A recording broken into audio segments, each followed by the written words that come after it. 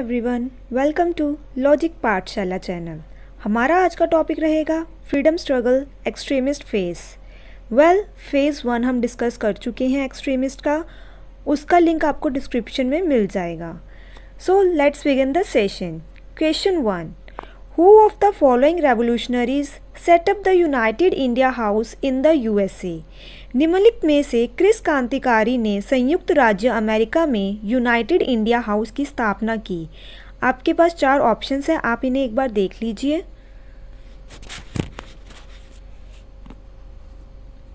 So it's correct answer is option B, that is Taraknath Das and GD Kumar. इन दोनों ने, ये 2 रेवोल्यूशनरीज थे जिन्होंने यूनाइटेड इंडिया हाउस की स्थापना यूएसए में करी थी। Now moving to question number 2। Consider the following paragraph. He was seriously injured in police lathi charge in Lahore during demonstrations against Simon Commission, for which he subsequently died in November 1928. Later on, British officer who was responsible for the lathi charge on him was shot dead by Bhagat Singh and Rajguru. The revolutionary referred to in the above paragraph is। निम्नलिखित paragraph पर विचार करें। वह Simon commission के खिलाफ प्रदर्शनों के दौरान लाहौर में पुलिस लाठीचार्ज में गंभीर रूप से घायल हो गए थे, जिसके लिए बाद में नवंबर 1928 में उनकी मृत्यु हो गई। बाद में ब्रिटिश अधिकारी पर, जो उन पर लाठीचार्ज के लिए जिम्मेदार था, भगत सिंह और राजगुरु ने गोली मारकर हत्या कर दी थी। उपरोक्त पैराग्राफ में उल्लेखित क्रांतिकारी हैं, तो आपने बताना है कि वे हम किसकी बात कर रहे हैं। इसमें आपके पास 4 ऑप्शंस हैं, आप इन्हें एक बार देख लीजिए। So it's correct answer is option D, that is Lala Lajpat Rai. So अब हम इनके बारे में कुछ बातें जान लेते हैं। देखिए, जो लाला लाजपत राय हैं, इनका जो बर्थ हुआ था पंजाब में हुआ था, ठीक है, और ये किसके साथ एसोसिएटेड थे? आर्य समाज के साथ, राइट।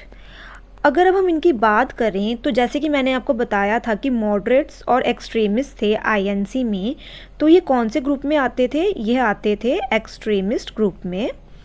और इनके साथ कौन कौन था? इनका ट्रायो था, जो कि जिस नाम से फेमस था, लाल, बाल, पाल। लाल माने कि लाला लाजपत राय, बाल माने कि बाल गंगाधर तिलक, एंड पाल माने कि बिपिन चंद्र पाल। अब अगर हम बात करें तो इनको जो टाइटल दिया गया था, इन्हें टाइटल दिया गया था पंजाबे केसरी। इन्हें लॉयन ऑफ पंजाब के नाम से भी जाना जाता है। इन्होंने ही अनहैप्पी इंडिया लिखी थी, ओके। एंड देन बात करें तो जो पंजाब नेशनल बैंक है, उसकी फॉर्मेशन में इनका बहुत बड़ा रोल रहा है। इन्होंने जो अपनी लॉ की स्टडी की थी, वह की थी लाहौर से। उसके बाद इन्होंने उसको प्रैक्टिस किया था हरियाणा में। जो लाला लाजपत राय जी थे, इन्हें फॉरेन रूल बिल्कुल भी पसंद नहीं था। इन्होंने 1888 और 1889 का जो कांग्रेस सेशन हुआ था, उसमें इन्होंने पार्टिसिपेट करा था एज ए डेलीगेट। अगर हम इनकी बात करें तो इनके अंदर जो नेशनलिज्म की जो फीलिंग थी ना ज़्यादा, वो कब अराउज हुई थी? वह हुई थी एक इटालियन रेवोल्यूशनरी राइटिंग से, जिनका नाम था मैज़ीनी। बात करें इनकी तो इन्होंने डिमांड किया था पूर्ण स्वराज, और इन्होंने इंग्लैंड में किसकी स्थापना रखी थी? होम रूल की। हमने होम रूल की बात लास्ट लेक्चर में करी थी, तो आपको कमेंट बॉक्स में बताना है कि इंडिया में होम रूल किसने स्टार्ट करी थी और उनका हेडक्वार्टर कहाँ पे था, राइट। अब अगर हम बात करें, बहुत इंपॉर्टेंट क्वेश्चन है, 1920 में इन्होंने आईएनसी का सेशन है वह प्रिसाइड किया था, मतलब कि यह उसके प्रेसिडेंट थे। और 1920 में ही all India trade union commission बना था, जिसके कि यह प्रेसिडेंट थे। इन्होंने ही साइमन कमीशन का प्रोटेस्ट किया था, जिस दौरान इनकी मौत हो गई थी, क्योंकि उस टाइम पे जो स्कॉट थे, इन्होंने लाठी चार्ज दे दिया था, जिससे कि लाला लाजपत राय जी की डेथ हो गई थी, right. Now moving to question number 3। Which of the following leaders presided over the Congress session at Calcutta in 1906? निम्नलिखित में से किस नेता ने 1906 में कलकत्ता में कांग्रेस अधिवेशन की अध्यक्षता की?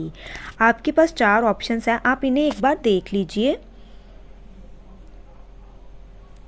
तो ये क्वेश्चन हम पहले डिस्कस कर चुके हैं, फिर भी इसका आंसर मैं आपको बता देती हूँ।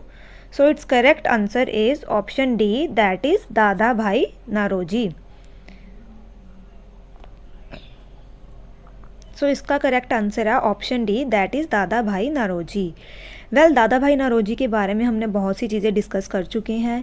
इन्होंने आईएनसी की 3 सेशन प्रिसाइड किए हैं। सेकेंडली, इन्हें grand old man of India के नाम से जाना जाता है। Poverty and un British rule India इनकी बुक है। बात करें बाल गंगाधर तिलक की, तो इन्होंने होम रूल लीग स्टार्ट करी थी इंडिया में। बात करें जीके घोगले की, तो यह पॉलिटिकल गुरु थे महात्मा गांधी जी और किसके, मोहम्मद अली जिन्ना के। और अरबिंदो घोष की बात करें तो ये भी एक्सट्रीमिस्ट के ही पार्ट थे। Now moving to question number 4। Who gave the Inquilab Zindabad slogan? इंकलाब जिंदाबाद का नारा किसने दिया था? So it's correct answer is option C, that is Bhagat Singh. जो इंकलाब जिंदाबाद है, इस टर्म को जो क्वाइन किया था वे थे हसरत Mohani. It's a very important question. हसरत मोहानी जी ने इंकलाब जिंदाबाद का स्लोगन क्वाइन करा था, लेकिन इस स्लोगन को किसने फेमस किया था? वे थे Bhagat Singh. Now moving to question number 5। Who said swaraj is my birth right and I will have it? किसने कहा स्वराज मेरा जन्मसिद्ध अधिकार है और मैं इसे लेकर रहूँगा? आपके पास 4 ऑप्शंस हैं, आप इन्हें एक बार देख लीजिए।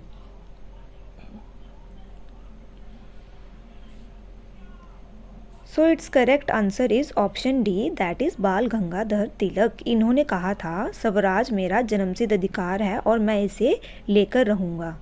Now moving to question number 6. The Muslim deputation under the leadership of Aga Khan meets Lord Minto in 1906 at Shimla and pleaded for. मुस्लिम प्रतियुक्ति आगा खान के नेतृत्व में 1906 में शिमला में लॉर्ड मिंटो से मुलाकात की और अनुरोध किया। आपके पास 4 ऑप्शंस हैं, आप इन्हें एक बार देख लीजिए। So it's correct answer is option A, that is separate electorates for Muslims. So इन्होंने डिमांड करी थी किस चीज़ की? Separate electorates for Muslims. So इसमें क्या था कि ये 1909 में इनकी डिमांड फुलफ़िल हो गई थी। इसमें क्या था कि जो मुस्लिम्स हैं वह मुस्लिम्स को ही क्या करेंगे? वोट करेंगे। और दूसरी बात ये थी कि 1919 में जो हमारे वाइसरॉय थे वह थे लॉर्ड मिंटो, और अगर हम एसओएस की बात करें that is secretary of state, तो वे थे lord Morley. Now moving to question number 7। The Anushilan Samiti was, अनुशीलन समिति क्या थी? तो आपके पास 4 ऑप्शंस है, आप इन्हें एक बार देख लीजिए। So it's correct answer is option D, that is a revolutionary organisation, एक क्रांतिकारी संगठन। सो अब हम इसके बारे में थोड़ा सा बात कर लेते हैं। अनुशीलन समिति की बात करें तो ये आपकी बनी थी 1902 में। इसमें क्या था कि जो रेडिकल थिंकर से, और जो उस टाइम पे क्या होता था कि लोग कहाँ पे मिलते थे कि अखाड़ास में मिलते थे, जहाँ पे वो जिम वगैरह करते थे, तो वहाँ पे यूथ आते थे, तो वहाँ पे वह मिलते थे, वहाँ पे वह बातें करते थे, और वहीं पे उनका एक ग्रुप सा बन गया था जिसमें कि क्या था कि वह ब्रिटिशर्स के अगेंस्ट, ब्रिटिशर्स को यहाँ से निकालना चाहते थे। और क्या होता था इसमें कि जो अनुशीलन समिति थी, इसमें जो थिंकर्स थे वह रेडिकल थिंकर्स थे, और जो अनुशीलन समिति है ना, ये 2 ग्रुप से बनी है। इसके जो 2 थे, एक था ईस्ट बंगाल में इसका जो था मेन हेडक्वार्टर वो था ढाका, और वेस्ट बंगाल की बात करें तो वहाँ था युगांतर। तो इन दोनों से मिलकर ये अनुशीलन समिति बनी थी। Question 8। Who said that Congress movement was neither inspired by the people nor devised or planned by them? किसने कहा कि कांग्रेस आंदोलन ना तो प्रेरित था लोगों द्वारा और ना ही उनके द्वारा तैयार या नियोजित था? सो आपके पास 4 ऑप्शन है, आप इन्हें एक बार देख लीजिए। So it's correct answer is option D, that is Lala Lajpat Rai. Well, Lala Lajpat Rai ji के बारे में हम बहुत सी बातें कर चुके हैं। लॉर्ड डफरिन के बारे में भी हम बात कर चुके हैं।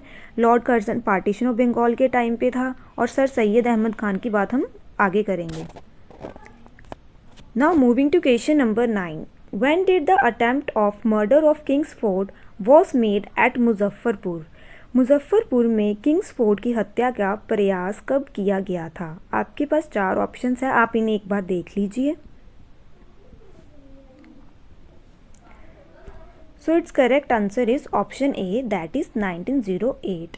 सो वेल, क्या हुआ था कि 1908 में खुदीराम बोस और उनके साथ प्रफुल्ला चक्की 2 लीडर्स थे जिन्होंने असैसिनेट करना चाहा था किसे? डिस्ट्रिक्ट मैजिस्ट्रेट किंग्सफोर्ड को, जो कि मुजफ्फरपुर के मैजिस्ट्रेट थे। वह इन्हें इसलिए असैसिनेट करना चाहते थे क्योंकि उनकी जो पॉलिसीज़ थी वह बहुत हार्श थी, और वह उन्होंने उनको मारने का प्लान भी किया था, बट वह उसमें अनसक्सेसफुल रहे थे क्योंकि उन्होंने किंग्सफोर्ड की जगह 2 ब्रिटिशर लेडीज़ को मार दिया था। उसके बाद क्या हुआ था कि जो प्रफुल्ला चक्की है उसने खुद को गोली मार ली थी, और जो खुदीराम बोस जी थे इनको क्या हुआ था, इनको हैंग कर दिया गया था। Question number 10, in which year did Lord Hardinge cancel the partition of Bengal? Lord Hardinge ने किस वर्ष बंगाल विभाजन को रद्द किया था? आपके पास 4 ऑप्शंस हैं, आप इन्हें एक बार देख लीजिए।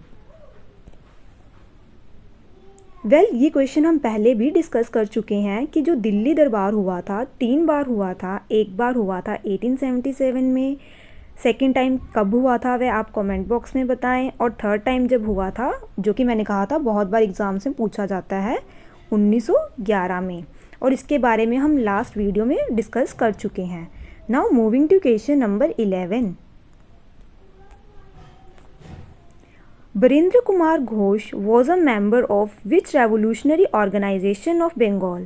बरेंद्र कुमार घोष बंगाल के किस क्रांतिकारी संगठन के सदस्य थे? आपके पास 4 ऑप्शंस हैं, आप इन्हें एक बार देख लीजिए। वेल, इस ऑर्गेनाइजेशन के बारे में हमने आज ही बात करी है, so it's correct answer is Anushilan Samiti. तो बरेंद्र कुमार घोष अनुशीलन समिति के मेंबर थे। Now moving to question number 12. In which of the following movements Bande Mataram was adopted slogan for agitation? निम्नलिखित में से किस आंदोलन में बंदे मातरम को आंदोलन के नारे के रूप में अपनाया गया था? आपके पास 4 ऑप्शंस हैं, आप इन्हें एक बार देख लीजिए। So it's correct answer is option B, that is partition of Bengal. Partition of Bengal के टाइम पे वंदे मातरम को इन्होंने अडॉप्ट किया था स्लोगन, और पार्टीशन ऑफ बंगाल में उस टाइम पे कौन था? Viceroy lord Curzon. Now moving to question number 13, the Ghadar movement was founded by? गदर आंदोलन की स्थापना किसके द्वारा की गई थी? आपके पास 4 ऑप्शंस हैं, आप इन्हें एक बार देख लीजिए। So it's correct answer is option C, that is Lala Hardayal. Lala Hardayal ने गदर मूवमेंट को फाउंड किया था। गदर मूवमेंट का हेडक्वार्टर था सैन फ्रांसिस्को। बात करें सोहन सिंह भाकना की, तो ये इसके फर्स्ट प्रेसिडेंट थे गदर मूवमेंट के, राइट। और इसके बारे में ये हुई थी 1913 में यूएसए में।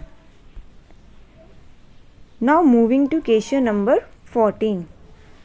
Given below is a list of organizations. Select those engaged in revolutionary activities using the code given below the list. आपके पास ये 4 ऑर्गेनाइजेशंस दी हैं, और आपको बताना है कि इन 4 ऑर्गेनाइजेशंस में से कौन सी ऑर्गेनाइजेशंस है जिनकी इन्वॉल्वमेंट रही है किसमें? रेवोल्यूशनरी एक्टिविटीज़ में, क्रांतिकारी गतिविधियों में जिनकी इन्वॉल्वमेंट रही है। सो आप इन्हें एक बार देख लीजिए, और ये इसके ऑप्शंस हैं। सो it's correct answer is option D. तो कौन कौन सी इन्वॉल्व रही है? अभिनव भारत, अनुशीलन समिति, इंडियन पैट्रियट एसोसिएशन। अनुशीलन समिति हम आज डिस्कस कर चुके हैं, और जो बाकी की 2 हैं इन्हें हम आगे वीडियो में डिस्कस करेंगे। Question number 15, Who among the following was the chief architect of reconciliation between the extremists and moderates? निम्नलिखित में से कौन उग्रवादियों और नरमपंथियों के बीच मेल मिलाप का मुख्य सूत्रधार था? ये मैं कल आपको वीडियो में बता चुकी हूँ, सो आई होप इसका आंसर आप सबको आता होगा। इसका करेक्ट आंसर है option A, that is Annie Besant. Annie Besant ही वह लेडी थी जिन्होंने क्या करवाया था, लखनऊ पैक्ट। और कब करवाया था इन्होंने लखनऊ पैक्ट? ये इन्होंने करवाया था 1916 में। और इसके बारे में, लखनऊ पैक्ट के बारे में हम कल वाली वीडियो में डिस्कस कर चुके हैं। Question number 16, who of the following had called Mohammad Ali Jinnah as ambassador of Hindu Muslim unity? निम्नलिखित में से किसने मोहम्मद अली जिन्ना को हिंदू मुस्लिम एकता का दूत कहा था? आपके पास 4 ऑप्शंस हैं, आप इन्हें एक बार देख लीजिए। So it's correct answer is option B, that is Sarojini Naidu. Sarojini Naidu ने ही मोहम्मद अली जिन्ना को क्या बोला था, ambassador of Hindu Muslim unity. और सरोजनी नायडू 1925 वाले सेशन में आईएनसी की प्रेसिडेंट बने हैं। एनी बेसेंट की बात करें तो ये 1917 की आईएनसी प्रेसिडेंट रही हैं। और एनी बेसेंट कहाँ से थे? आयरलैंड से थे। और इनकी 2 न्यूज़पेपर्स हैं जो कि अक्सर पूछी जाती हैं पेपर में, एक है कॉमनवेल्थ एंड दूसरी है इंडियन ओपिनियन। और एनी बेसेंट ही पहली लेडी थी जो आईएनसी की प्रेसिडेंट बनी थी। और इंडियन वीमेन की बात करें जो आईएनसी की फर्स्ट प्रेसिडेंट रही हैं तो वे हैं सरोजनी नायडू। बाल गंगाधर तिलक जी के बारे में हम डिस्कस कर चुके हैं बहुत सी बातें। सो इसका करेक्ट आंसर है आपका option A. And thank you for watching this session. अब आपको कल वाले सेशन में हम नेक्स्ट पार्ट स्टार्ट करेंगे।